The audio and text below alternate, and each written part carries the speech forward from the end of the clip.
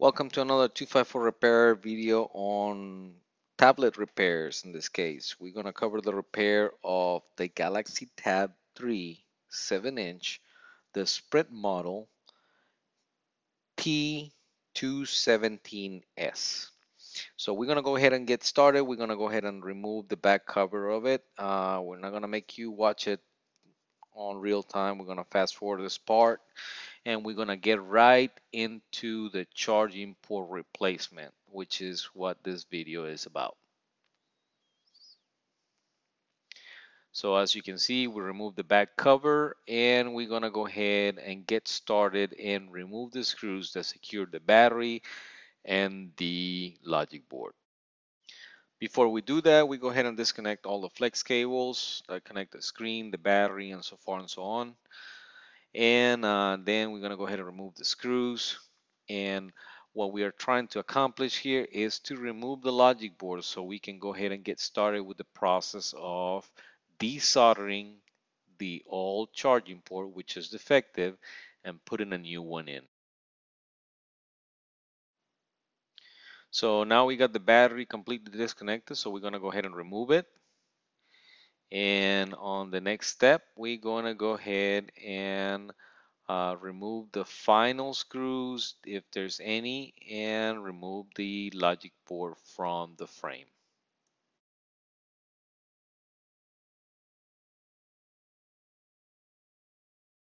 So we got the logic board out, so we're going to remove that protective plate that goes over the old charging port. Once we do that, we're going to go ahead and put it on our rework station and remove that old charging port. For that, we're going to use hot air. There's no need to use the infrared heat since the charging port is on one side and one side only. So we're going to go ahead and put it on our rework station and apply hot air. To be honest, and we've done this several times and we use it at close to 400 degrees. We apply flux paste, and then we use the soldering iron to make sure that those tracks are completely detached from the charging port. As you can see, we work around the charging port with our soldering iron to make sure everything gets loosened up, and we apply hot air at the same time. This is a process that can take up to 5-10 minutes, and once it's done, your charging port should come out just like this one. So just pay attention. Make sure that when you're doing it, you do not rip that charging port off. You actually wait until it comes off softly. Now we're going to go ahead and clean up the charging port area. For that, we're going to use soldering wick, braided wired. Those are the few names that you can call it. And also we're gonna keep applying like fresh solder to loosen up the old one and make sure that the new charging port actually fits in those holes. Uh, if you can get them completely clean, you should be able to see a hole right through the logic board. But if you can't, in this case we were not able to get them completely clean, as long as you have a hole deep enough for the new charging port to fit in, that should be good enough. So we're going to go ahead and apply the new charging port, put the new charging port in place. And as you can see, it's a little bit risen because we were not able to clean the holes completely. So what we're going to do is apply heat and melt it right into the logic board.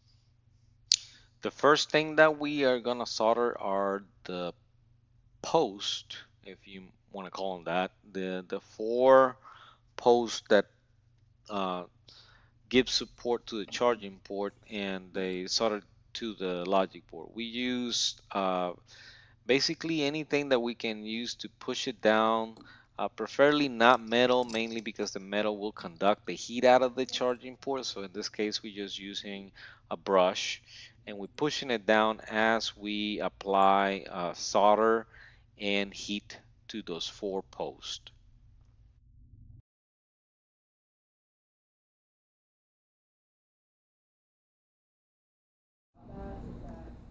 Now that we got those 4 posts completely soldered into place, we're going to go ahead and use a flat screwdriver and we're going to push down the charging port connectors, those and there should be 8, but in the case of Samsung, you're looking at 3 on each side besides the standard 8. So that will be 14 little cables, connectors that will be soldered directly into the charging port.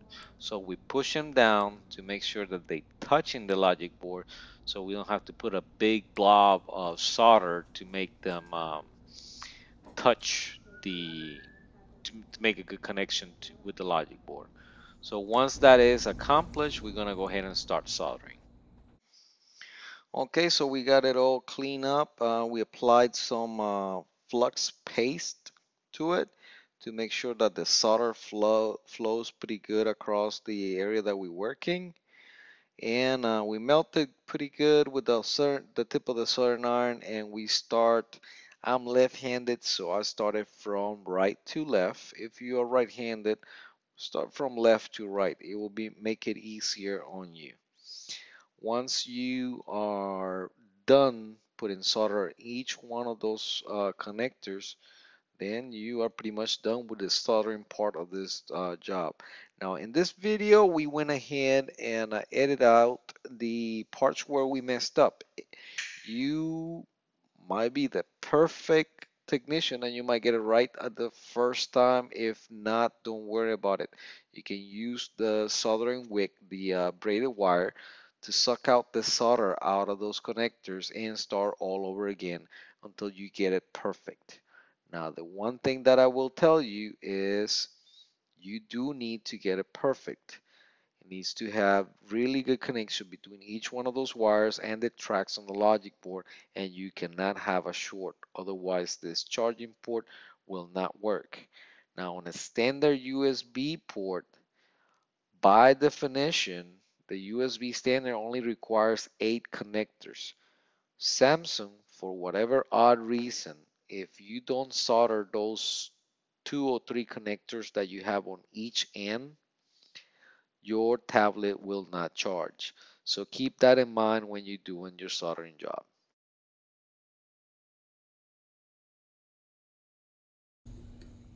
Now we're gonna go ahead and clean up our soldering area with denatured alcohol. Um, some other people use just isopropylic alcohol or 9010. We do this a lot and we don't want any percentage of water in that alcohol, so we use denatured alcohol to make sure that it's 100% alcohol. From there, we go ahead and once the tablet is completely clean, we're gonna take that logic board and we're gonna assemble it back together. We're gonna put it back together into the frame, reconnect all the flex cables, place the battery back in place, connect everything, put the screws back together, and once we are complete screwing everything, we're gonna go ahead and test that charging port. Since the tablet had a charging port um, broken, it's had the charging port broken for such a long time, um, the battery is completely dead. So what we're gonna go ahead and do right now is flip it over and plug in a charger and see what happens. And if we get the charging port, I mean the charging indicator on the tablet, we press the power button and here we go. The charging port is repaired, so we're gonna go ahead and just go ahead and put the cover on it, and we are done with this repair. If this video was useful for you in any way, shape, or form, please go ahead and give us a like and Subscribe to our videos if you are a repair shop or if you do this very often. Hopefully, it was helpful, and all comments are welcome. Thank you very much.